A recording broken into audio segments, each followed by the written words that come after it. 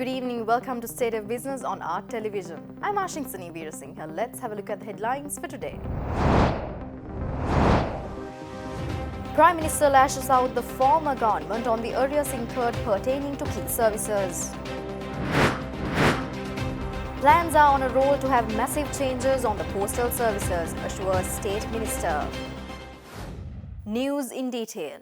Addressing the Parliament today, Prime Minister Mahinda Rajapaksa, as the Finance Minister of the country, listed out the arrears incurred during the previous government in relation to key services and projects.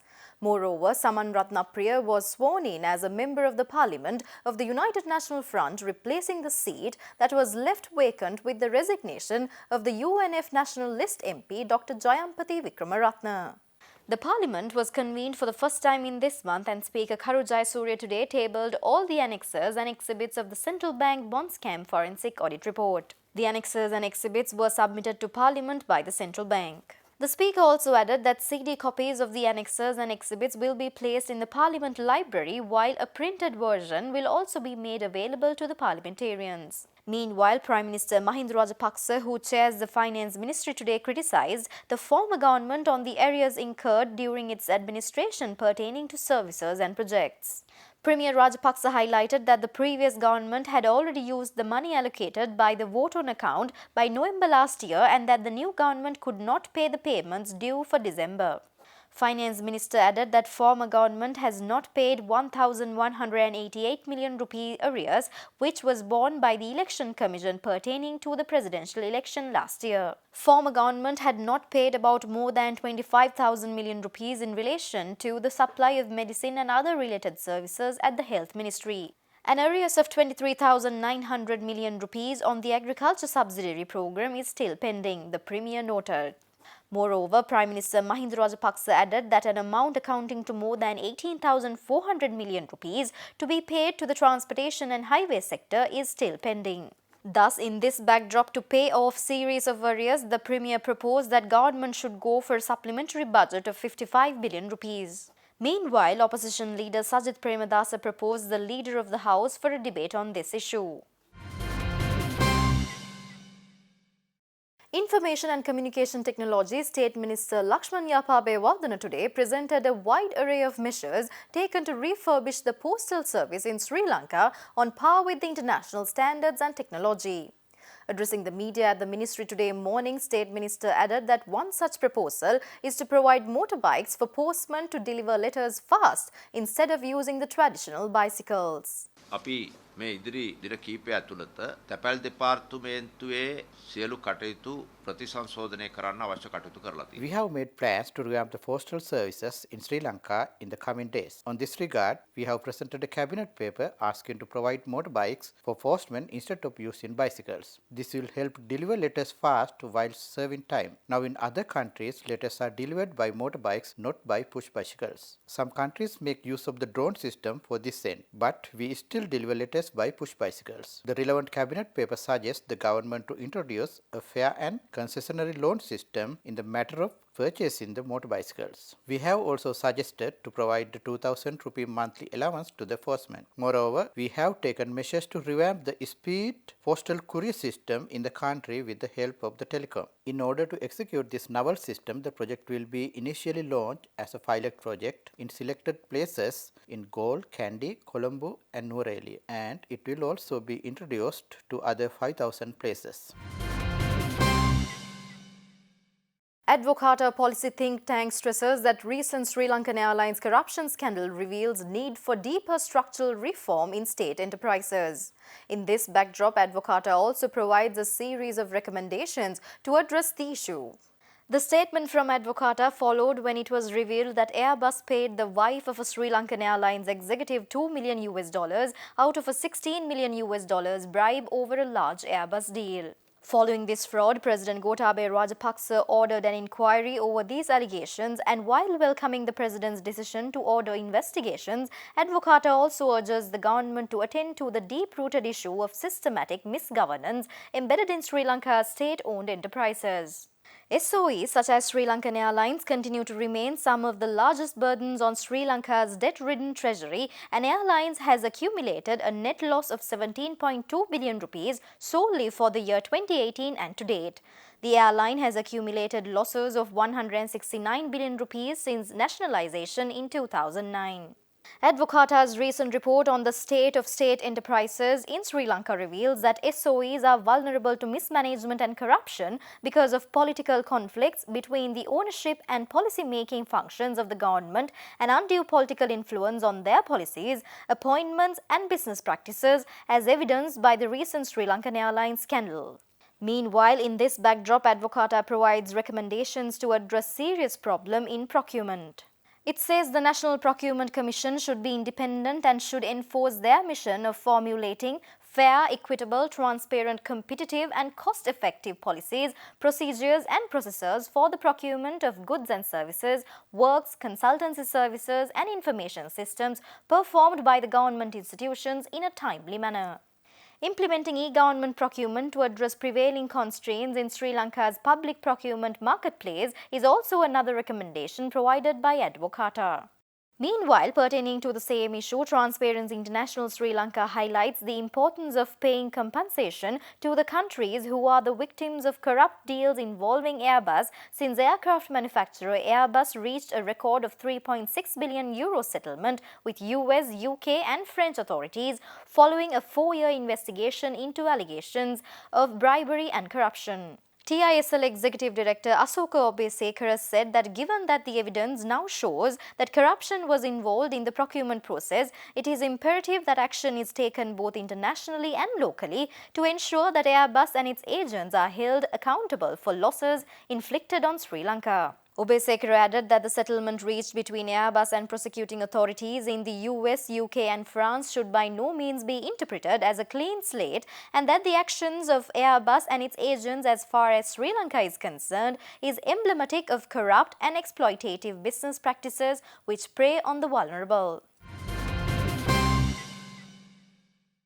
The World Bank reaffirmed its continued support to Sri Lanka's growth and development for the benefit of all its people as World Bank Vice President for South Asia Hartwig Scheffer concluded a 4-day visit. Moreover, Hartwig Scheffer also said that technology and innovations will drive Sri Lanka's future growth. During his visit, Hartwig Scheffer gained a better understanding of the country's development priorities under the new government and how the World Bank's financial and knowledge resources can be deployed for maximum impact. Scheffer congratulated President Gotabaya Rajapaksa on the recent elections victory and assured the World Bank's continued support to realize Sri Lanka's growth and development aspirations. He also met the Prime Minister and Minister of Finance Mahinda Rajapaksa and senior government officials, including the newly appointed Governor of the Central Bank of Sri Lanka, Professor W.D. Lakshman, and the Secretary to the Ministry of Finance, Sajith Artigala. Here, World Bank Vice President for South Asia Hartwig Scheffer briefing on the evaluations and projects undertaken during his 4-day visit to Sri Lanka. We discussed the World Bank partnership that has been for over 6 decades with Sri Lanka and how we can take this forward in the next phase to help Sri Lanka mobilize its growth potential and create jobs for its youth. I also had the opportunity to see some of the projects that the World Bank is supporting.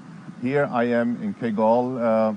The World Bank is supporting a state-of-the-art rural water supply system for a number of villages in the province, and particularly here for a village of 240 households, serving over 1,000 people with clean, potable water, which is so important for the rural areas. I also was in Kandy to see how the World Bank will work together with the government to modernize the Kandy multimodal transport terminal that will benefit hundreds of thousands of commuters who are coming every day into this important city in Sri Lanka.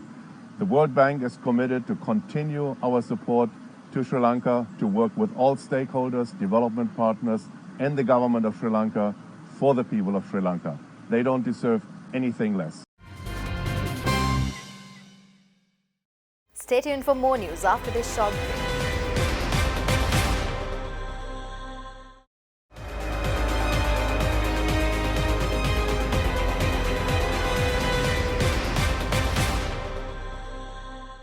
Welcome back after the break. Emphasizing the challenges on the export sector, the Acting Director General of Commerce, Nimal Karunatilaka, explained why Sri Lanka cannot enjoy the GSP Plus facility fully in the apparel industry. He made these observations at the 25th Annual General Meeting of the National Chamber of Exporters held in Colombo last week. We see in the first place our export basket, except I think apparel, all other goods still, majority of them are agro-based. You take tea, rubber, coconut, spices. These are agro-based products and you cannot increase the supply at your wish. It depends on the weather conditions, and any minute or any year, if the weather is not good with you, you will have a real situation. Apparel, of course, is the largest industry, but our value addition could be about maybe 30 to about 40%. And then that's why actually one reason why we can't enjoy the GSP Plus fully is that our apparel, whatever that we export, but half of that cannot meet the rules of origin because we have to depend on imported fabrics. Once we depend on imported fabrics, that disqualifies us under the rules of origin. Not, of course, apparel industry knows this very well, but for the benefit of others, when to export to EU under GSP Plus, the apparel sector should start the production from the yarn stage. So we have some weaving mills. We have been having continuous discussion with the JAF, Joint Apparel Association for Apparel Forum. But it seems now apparel, there's a lot of limitations. We don't have space in the first place to have good weaving mills, so textile industry. Water is a problem, all kind of issues. Elaborating on the issues related to the export sector, Acting Director General of Commerce Nimal Karunatilaka brought forward the burgeoning issues related to the labour in Sri Lanka. He underscored the stark mismatch of labour prevalent in Sri Lanka. We already know that we have a huge problem with the labour. Skill mismatch is a huge problem. We have people but not suitable for most of the jobs. And then certain areas we don't have adequate people at all. So this is a huge problem. We understand now we are trying to, I think some industries want to import from Nepal, Bangladesh, etc., etc. But I don't know how far this will go. We heard some time back that our Immigration Act is going to be sort of revised, and there are going to be Human Resources Development Council which will look into the different labour requirements in industries and permit like other countries do. But I don't know how long this will take before they are implemented. President Gotabaya Rajapaksa commended the Sri Lankan Airlines crew who flew to Wuhan, the epicenter of coronavirus, to bring back Sri Lankan students. The crew joined a luncheon hosted by the President at the Presidential Secretariat this Monday. Led by the chairman of the airline, Ashoka Patirage, board of directors, engineers and pilots and the crew who took part in the operation were present at the Presidential Secretariat as invited by the President. President Rajapaksa said the commitment and courage exhibited by the entire group is a good example for the other sectors in the country as everyone worked towards a single objective, marking a historical milestone in the annals of Sri Lankan Airlines. President also pledged his unwavering support to develop the national career on par with other international airlines while preserving our uniqueness. Meanwhile, the crew appearing before the media said that they engaged in their duty and no need to be treated as heroes. These two first officers here, they messaged and called me and said that we want to be. They were the first to call and say. We had a whole lot of people who are volunteered. Of course, Chaminda and Anushka, we had no choice. Even before this was discussed, they said that both of them are definitely going. And all the crew here, every single one of them were volunteers. And we didn't have to ask anybody to go on a flight. We had to change their normal flight schedule to put them on this flight. We are no heroes, but we were just doing our job. With regards to volunteers, when pilots got to know that we were doing this, we got so many messages, calls saying, if you guys need us, we are there. So I think there would have been so many other pilots who would have volunteered, but of course we could only take 4. So it happened to be 4 of us. Key institutions in the country celebrated the 72nd Independence Day, which fell yesterday, and Lanka Hospitals too celebrated the pride and glory of the 72nd Independence Day in Sri Lanka today at the hospital premises. Lanka Hospitals, based in Colombo, annually celebrate the Independence Day of the country, adding new features each year. Lanka Hospitals hosted a gala event in the view of the 72nd Independence Day celebrations today at the Lanka Hospitals premises from 8:30 a.m. onwards. Head of Administration of Lanka Hospitals, D. Ginige, delivered a speech appreciating the sacrifices and dedication of the national heroes who fought to gain this much sought-after freedom of the country.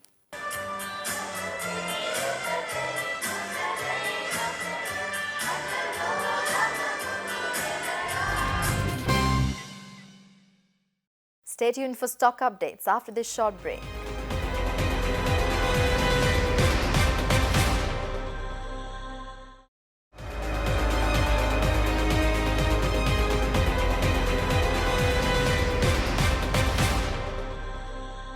Welcome back after the break.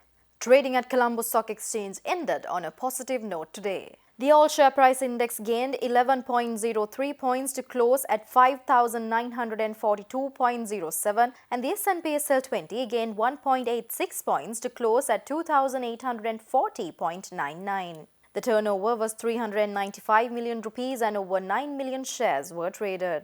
Up next are Forex rates.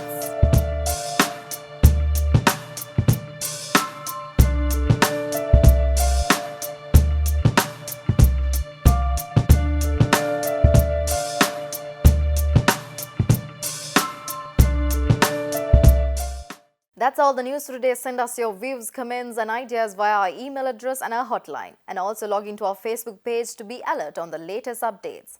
Join us tomorrow at the same time. Until then, take care.